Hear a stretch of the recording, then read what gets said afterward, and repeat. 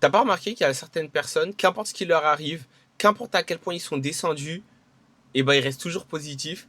Et ben je peux te dire que là, une des raisons principales, c'est qu'ils arrivent et qu'ils ont appris à protéger leur énergie. En fait, on réalise pas, mais quand tu laisses tout rentrer sans aucun filtre, que tu laisses les émotions négatives, le malheur des gens, le problème des gens, etc. Et ben tu finis juste par être encore plus triste ou être encore plus déçu de ce que tu as déjà. Et ben c'est exactement pour ça que tu dois apprendre à protéger ton énergie. Parce que si tu regardes bien, beaucoup de personnes pensent être tout le temps tristes. Ils sont tout le temps de mauvaise humeur, sont tout le temps fatigués, mais ils ne regardent pas leur propre routine. Combien de musique triste tu écoutes par jour alors que tu es déjà triste? Combien de mauvais conseils tu écoutes alors que tu as déjà des problèmes dans ta vie? Combien de personnes te donnent des conseils alors que eux-mêmes dans leur vie n'ont aucune raison ou n'ont aucun besoin de vraiment te donner des conseils? Parce que le problème, c'est que si tu passes ton temps à rechercher de l'aide dans le mauvais côté et l'énergie que tu absorbes, elle est tout le temps négative, alors comment tu peux t'attendre à un résultat différent? C'est comme si je décidais de faire des pâtes et à chaque fois, au lieu de les faire al dente à 12 minutes, je les laissais 20 minutes. Je le fais une première fois, puis je le fais une deuxième, puis je le fais une troisième. Et là, au bout d'un moment, je me dis, j'en ai marre que mes pâtes, elles sont toutes molles. Je vais demander conseil à quelqu'un qui fait des pâtes. Et lui, ses pâtes aussi, elles sont toutes molles. Donc je vais lui demander des conseils alors que lui-même a les mêmes problèmes que moi. Ça va nous mener nulle part. On va continuer sur le même chemin. C'est pour ça que quand tu prends des conseils de quelqu'un, quand tu apprends de quelqu'un ou quand tu regardes quelque chose sur les réseaux sociaux, etc., il faut que tu apprennes à filtrer ce que tu reçois et ce que tu acceptes. Parce que quand tu passes tout le temps à rester négatif, que ce soit avec des gens toxiques, des doutes, que tu répètes dans ta tête à chaque fois, et ben en fait tu finis juste par être bloqué. Parce que il faut comprendre une chose, la vie en général est une question d'énergie. Et si tu es une personne ambitieuse, si tu as des rêves, si tu veux faire quelque chose de ta vie, alors ton énergie, c'est une barre que tu dois protéger comme ta vie. On a juste à regarder. En fait, le problème, voilà, c'est que on s'en rend pas compte, mais que tu finis bloqué sans te comprendre pourquoi. Mais parce que tu ne réalises pas encore que l'énergie que tu absorbes chaque jour ne te ramène en aucun cas à où tu veux aller plus tard. Tu as juste à regarder la version de toi que tu veux être plus tard. Ou qui tu étais avant, quand tu étais plus jeune. On va dire que tu étais heureux, que tu étais ambitieux, que tu avais des rêves, que tu voulais continuer d'avancer. Et un jour, tu réalises, après tous les échecs, tous tes problèmes, toutes tes défaites, tu arrives à 2, 3 ans plus tard et tu te dis, j'abandonne. Parce que t'en peux plus. Tu dis ne plus en pouvoir, tu dis que t'as plus d'énergie, t'as plus la force de te relever et d'avancer. Et je dis pas, et le problème, c'est que je te dis pas que il y a un problème avec ça. Ce que je te dis, c'est que tu peux être dans cette situation et pourtant être une personne complètement différente de qui tu es aujourd'hui. On réalise pas encore le pouvoir de l'esprit et surtout le pouvoir de ta mentalité que tu as actuellement. Parce que quand tu te rends compte que ton cerveau est une machine pour devenir qui tu veux être, alors tu dois apprendre absolument à la contrôler. On avait parlé de la neuroplasticité, où tu pouvais vraiment devenir qui tu voulais être, mais il fallait que tu y crois et il fallait que tu reprogrammes ton cerveau à y croire. Et pour ça, la façon la plus simple, c'est de changer d'identité. Et tu n'as pas besoin de preuves. Tu n'as pas besoin de preuves et tu n'as pas besoin de quelque chose pour changer d'identité. Tout ce dont tu as besoin, c'est de prendre ce choix et de faire un pas chaque jour pour devenir qui tu as décidé d'être. Disons que tu as décidé d'être une personne, que tu as enfin fait le choix d'être une personne qui sera heureuse. Tu as enfin fait le choix d'une personne qui sera heureuse, alors agis comme une personne qui est déjà heureuse. Sois bienveillant, souris, travaille, aide les autres. Tout ce qui te rend heureux au final, fais-le. Et tu vas voir qu'au bout d'un moment, la réalité va devoir rattraper ce que tu penses, qui tu penses être. Parce que si tu sais que tu es une personne ambitieuse, si tu sais que tu es une personne, pardon, déjà heureuse, alors automatiquement ton cerveau va te faire rattraper ça par la réalité. C'est pour ça que il faut apprendre à protéger son énergie. Parce que si tu ne le fais pas, une personne peut avoir exactement la même situation que toi et pourtant ressortir comme une personne complètement différente de qui tu es actuellement. Et j'ai pas ça dans le fait pour se comparer à quelqu'un qui est plus heureux, qui a mieux senti la chose, qui a mieux vécu la chose, mais du fait où quand tu apprends à gérer ton énergie et à la protéger, alors tu peux avoir un mauvais, une mauvaise situation. Disons que tu viens de perdre ton travail. Et bah, deux personnes peuvent réagir d'une façon complètement différente. Une personne peut se dire, ouais bon, j'ai perdu mon travail, c'est la fin de ma vie, je pourrais pas continuer comme ça, je pourrais rien faire d'autre. Et d'un autre côté, une personne peut complètement se dire, ok, peut-être que j'ai une nouvelle opportunité après avoir perdu mon travail.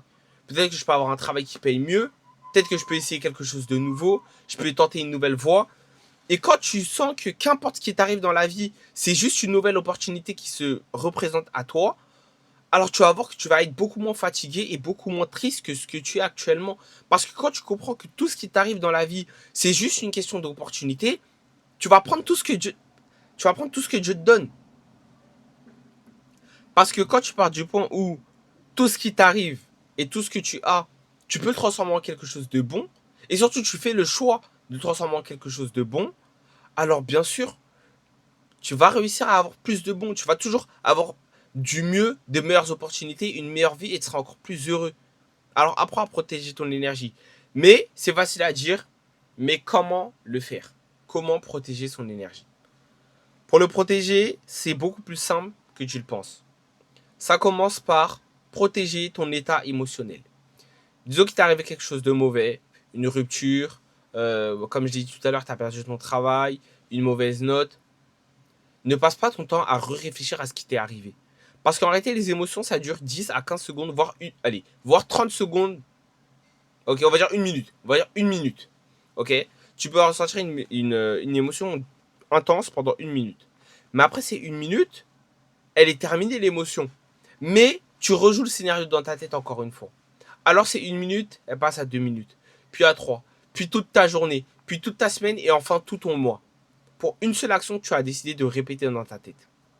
Alors commence par déjà arrêter de trop réfléchir aux échecs que tu as. Dis-toi juste, ok, ça c'est arrivé. Maintenant, comment je peux le devenir quelque chose de mieux? Comment je peux le transformer en quelque chose de mieux? Quand tu décides de faire ce choix avec tout ce qui arrive dans la vie, tu vas voir que tu seras beaucoup moins fatigué. La seconde, ce sera protéger ton énergie émotionnelle. Arrête d'écouter de la musique triste. Ça peut paraître bête, beaucoup de personnes le disent et pourtant ne le pratiquent pas. Arrête d'écouter de la musique triste quand tu es déjà triste. Surtout, il faut réaliser que les personnes qui écrivent les paroles que tu écoutes, ils ne ressentent plus ce que tu ressens actuellement.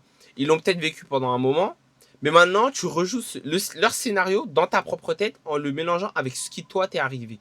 Et quand tu finis par faire ça, alors tu finis par être triste extrêmement longtemps jusqu'à te dire, ok, bah, je suis en dépression. C'est la fin de ma vie. J'abandonne. C'est parce que tu n'as jamais appris à protéger ce qui t'appartenait. L'énergie là que tu reçois en écoutant de la musique triste, ce n'est plus la tienne. C'est toi tu décides automatiquement de l'absorber et en disant que ton problème est plus grave que ce qu'il est actuellement. Alors, arrête de consommer excessivement quand tu es dans une émotion forte. Apprends à te canaliser et à protéger ce qui est à toi. Apprends ensuite ce que tu peux faire, c'est créer. L'être humain est fait pour créer. Crée du contenu, dessine, euh, fait des vidéos, fait des dessins. J'ai déjà dit ça. Euh, Qu'importe. En tout cas, crée quelque chose. Crée, découvre, apprends.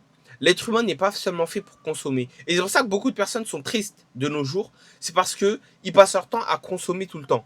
Mais si tu passes ton temps à tous les jours manger, manger, manger, manger, mais sans jamais rien produire, alors bien sûr que tu seras fatigué.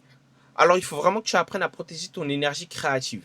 Et pour faire ça, il faut que tu crées à chaque fois que tu peux le faire.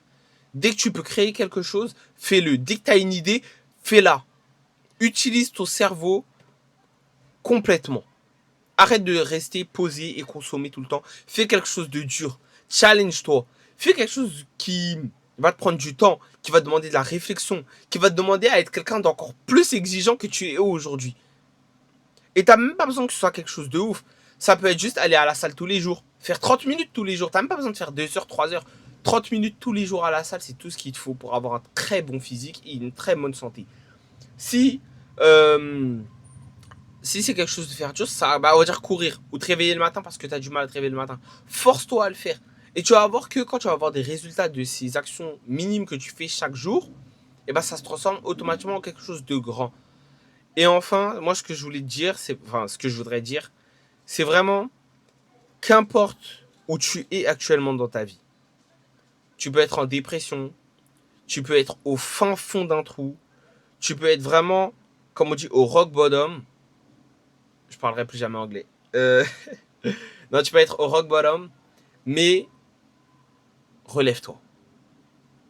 C'est mon message pour toi. Relève-toi, qu'importe à quel point c'est dur. Relève-toi, qu'importe à quel point tu penses ne pas pouvoir t'en sortir, parce qu'il y a toujours de l'espoir. Mais il faut que tu fasses le choix de prendre cet espoir et d'en faire quelque chose de grand. Tout le monde est capable de créer quelque chose. Tout le monde est capable de créer quelque chose qu'il veut pour lui et pour sa vie. Alors fais le choix de devenir quelqu'un de grand. Mais fais-le aujourd'hui. Attends pas demain, attends pas après-demain, attends pas que quelqu'un te le dise. Lève-toi et fais le choix de faire quelque chose de grand et de créer pour toi-même. Merci de m'avoir écouté.